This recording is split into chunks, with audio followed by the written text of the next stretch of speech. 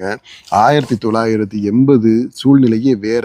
அது கூட்டணி ஆட்சி வேணுமா வேண்டாமா அப்படின்ட்டு மக்கள்கிட்ட கேட்ட தேர்தல் கிடையாது. அந்த தேர்தலில் ரொம்ப ரொம்ப முக்கியமானதா தலையாய தேர்தல் இஷ்யூவா முன்வைக்கப்பட்டது எது அப்படின்னா,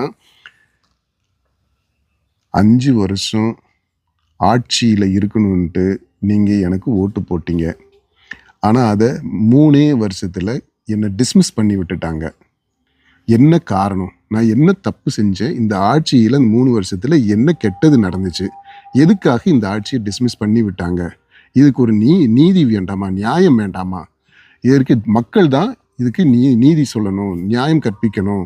அதனால எனக்கு நீங்கள் இந்த மாதிரி துரோகம் பண்ணப்பட்ட, வஞ்சிக்கப்பட்ட, ஆட்சியிலிருந்து எந்த காரணமும் இல்லாமல் தூக்கி எறியப்பட்ட எனக்கு நீங்கள் நீதி வழங்கணும் அப்படின்னு சொல்லி எம்ஜிஆர் தெருவா போய் மக்கள்கிட்ட புலம்பி அழுது ஓட்டு கேட்டார். அனுதாப ஓட்டு மாறி.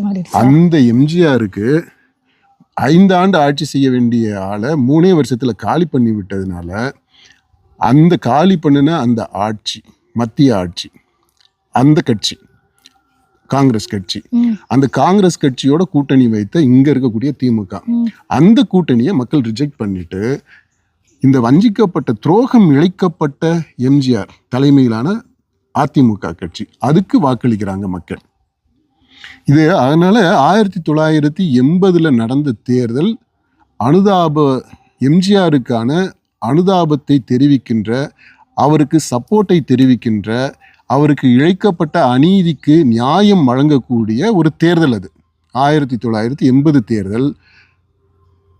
கூட்டணி திமுகவும் காங்கிரஸும் சமமாக தொகுதிகளை பிரித்து கொண்டு தேர்தலில் நின்றதால் அந்த கூட்டணி ஆட்சி வேண்டாம் அப்படின்னு சொல்லிட்டு மக்கள் ரிஜெக்ட் பண்ணதுனால அதுக்காக ஏற்பட்ட அந்த தேர்தல் கிடையாது. அது இதை தெளிவாக புரிஞ்சுக்கணும். ஃபர்ஸ்ட் அனுதாபம், எம்ஜிஆர் மீது அனுதாபம்.